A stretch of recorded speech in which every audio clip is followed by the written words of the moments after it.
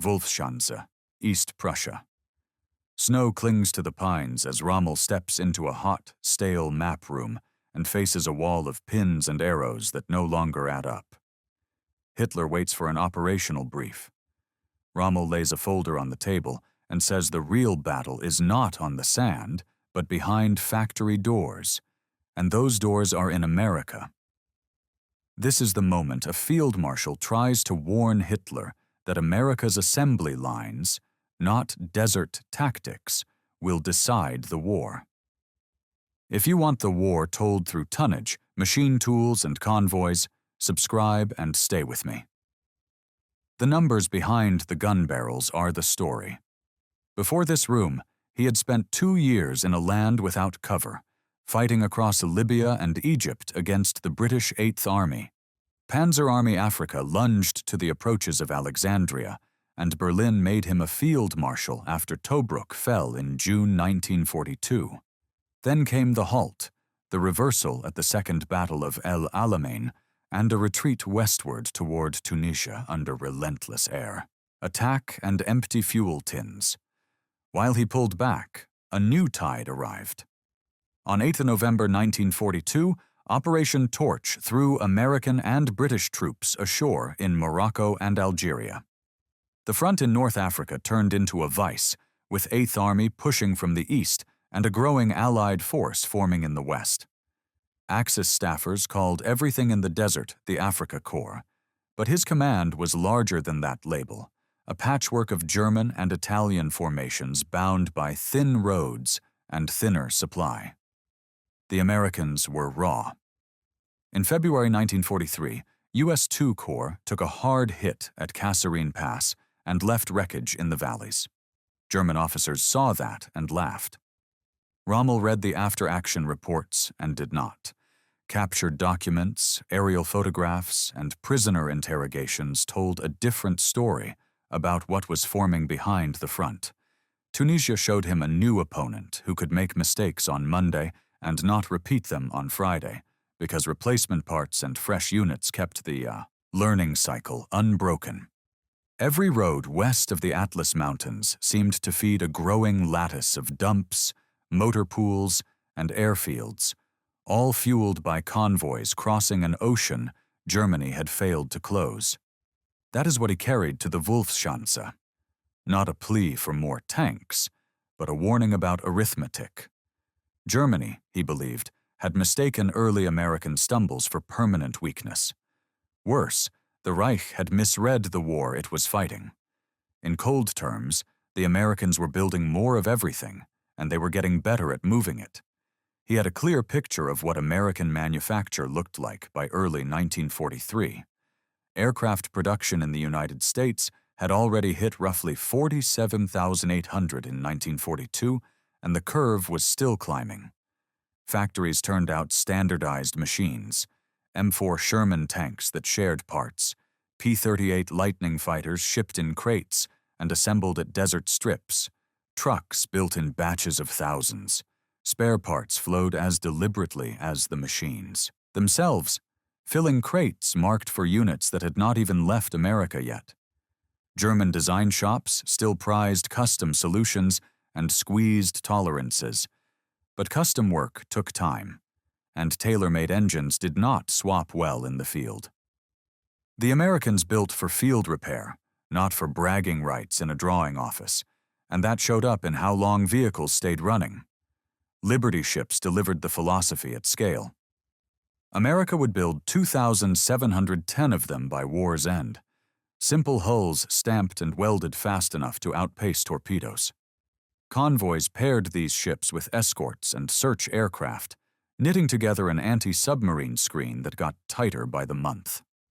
In the Battle of the Atlantic, Allied shipyards and tactics slowly pushed U-boats back. By spring 1943, Black May drove home that the flow would not be stopped.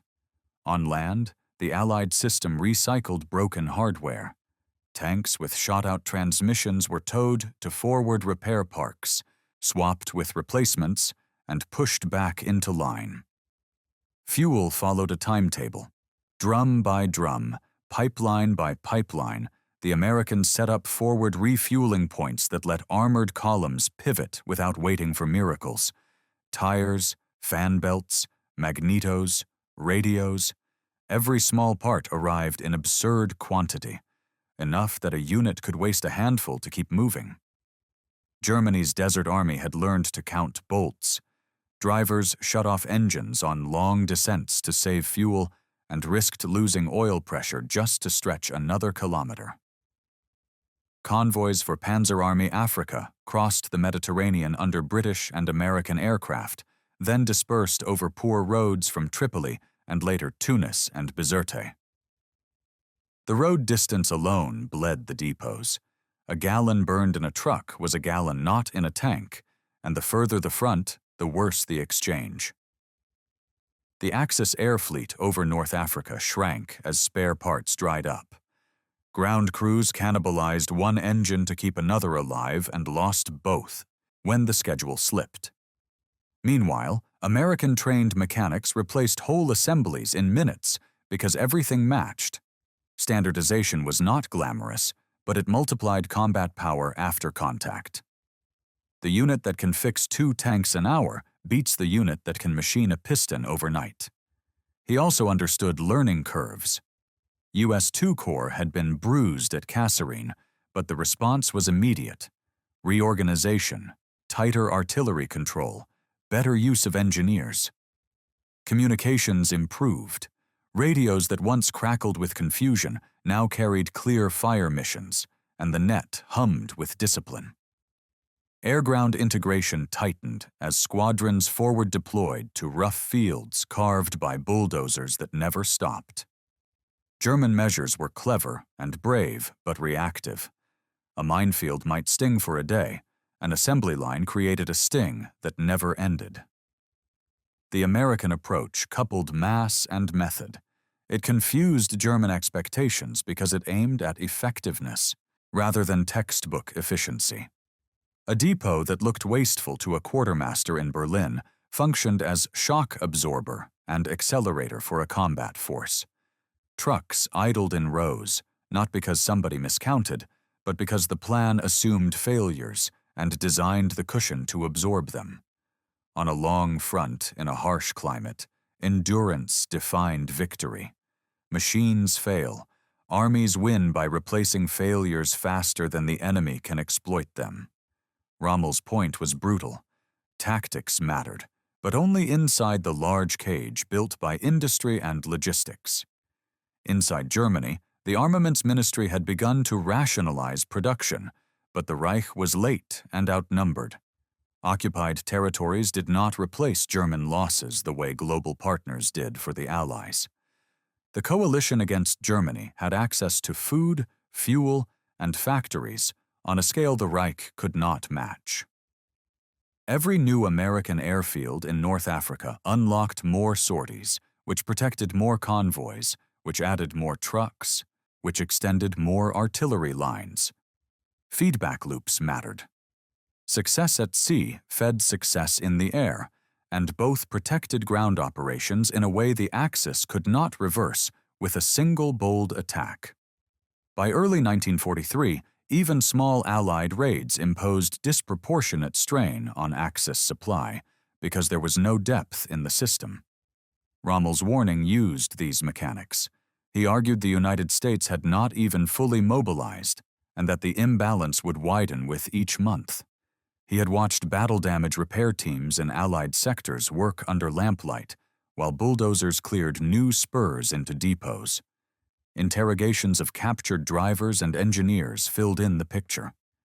A lieutenant might draw a map of refueling points and explain the 2-hour turnaround target. American staff processes impressed him. Schedules were rigid, but flexibility was built into echelon reserves. German staffs produced elegant plans, but improvisation came at the cost of burning out the last reserve, truck. His case hinged on pace. The Americans did not just bring more, they brought it faster and kept it moving. That speed denied Panzer Army Africa the pause it needed to reset after El Alamein. In Tunisia, the Americans also began to field the M4 Sherman in bulk. It was not invincible, but it was available. Armored units with enough Shermans could attack, fail, regroup, and attack again before Axis logistics stitched together a counter. On the air side, P-38 Lightnings started escorting bombers deeper, carrying the fight over ports and roads that fed the Axis. Crude metrics told the story. In 1942, the United States had built tens of thousands of aircraft. Germany could not match those numbers in 1943, no matter how hard it tried.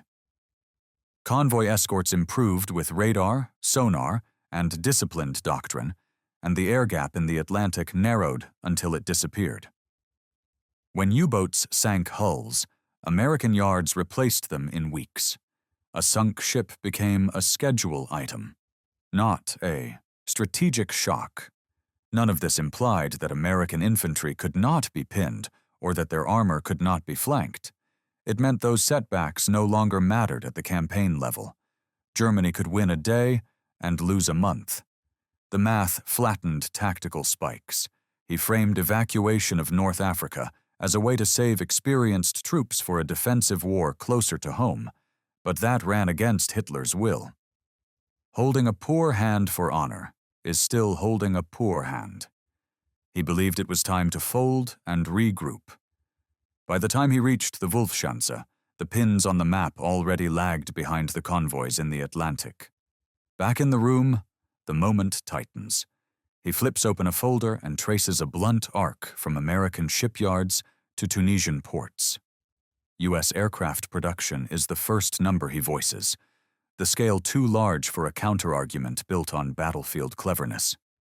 He moves to armored vehicles and trucks, then to spare parts and fuel, making the case that logistics is the instrument, operations just the melody. Hitler interrupts with questions about American fighting spirit. Rommel nods once and returns to logistics because spirit does not move a division 60 miles in a day. The reply lands hard. The Americans can build ships faster than the U-boats can sink them and keep building even while learning how to fight. Maps on the wall show Kasserine. He acknowledges the Axis success and dismisses it as a poor teacher. Point by point, he explains how an army that loses a fight but keeps its motor pool intact will not stay beaten. When he says the Americans are not yet fully mobilized, the room cools. The future implicit in that line is too long for anyone who wants a quick decision. A pause follows. You can hear boots shift, papers slide, and a pencil scratch. Production men in Berlin had seen similar charts. The imbalance was no secret to anyone looking beyond the front. But secrets and strategies are not the same thing. Hitler wants proof that a will can break an enemy. Rommel can only talk about lead time. Factories have it. Troops in Tunisia do not. He pushes once more on the Mediterranean lifeline. Fuel dribbles through to Tunisia. The Allied air umbrella grows daily. If the Axis stays, it will be trapped between an Eighth Army advancing with massed artillery and an Allied Western force that grows every week. He suggests saving the corps by withdrawing, while withdrawal is still possible. The answer is sharp and final. Orders stick to the old story: hold, counterattack, regain initiative. He is to go back and show that German mastery can still deliver a reversal. He salutes, folds the folder shut, and leaves the room.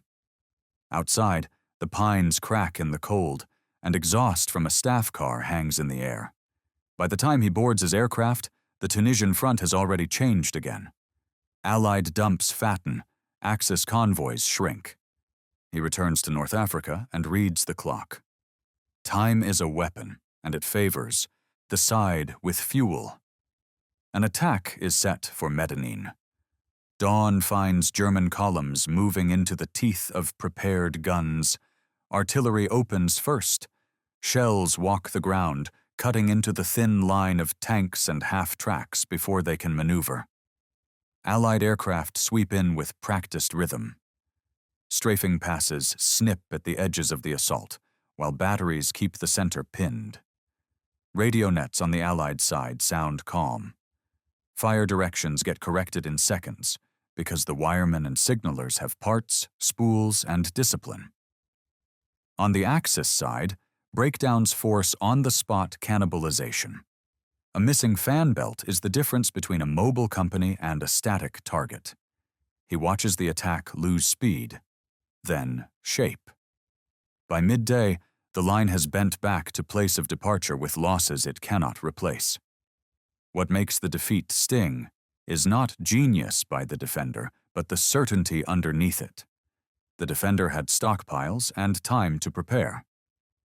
In the rear, Allied depots absorb the day's expenditure and refill quickly. Trucks wait already loaded, drivers already briefed. German command posts count ammunition and roads and find only bad choices. The enemy will be stronger tomorrow, and the counterforce weaker. Every hour burns something irreplaceable. Fuel tanks empty for the last time. Skilled drivers exit the fight. Veteran NCOs vanish from the roster. He calls for restraint because burning more today saves nothing for tomorrow. Orders from above emphasize persistence, not preservation. The map refuses to obey anyone's courage. Logistics now writes the battle. From the sea comes the faint shape of another convoy. Loaded freighters move in guarded columns, their schedule protected by escorts and aircraft. It is not a new idea, but it is now dominant. The side that controls the schedule controls the outcome. Under that schedule, North Africa is closing out as an Axis theater. The door is shutting. He has made his warning. The war will test it soon. Enough. On every coast and every railhead that follows. He steps back from the immediate front and sees a line stretching forward to Italy, France, and beyond. The calculus does not change. After the meeting, he was sent back with orders to fight on and prove the point in the field, and the failed attack at Medellin followed within days. Records vary on the exact date, but the order was blunt. Shortly after Medellin, he departed North Africa on sick leave and never returned to command there. In May, the Axis in Tunisia capitulated. The warning mattered because it identified the true center of gravity. Allied industrial power married to transatlantic logistics. An army that learns while replenishing is hard to stop. It also revealed the cost of refusing strategic reality. Germany kept an army in a cul-de-sac and lost it whole. Procedurally, German industry moved toward total war production under pressure, but the gap could not be closed. In France the next year, Rommel focused on destroying Allied logistics at the shore, a late echo of this lesson. In the end, logistics decided tempo, and tempo decided options. Counting what can move, and how often, is not pessimism, it is strategy. For more unsentimental breakdowns of Jabihuo built on numbers and nerve, subscribe.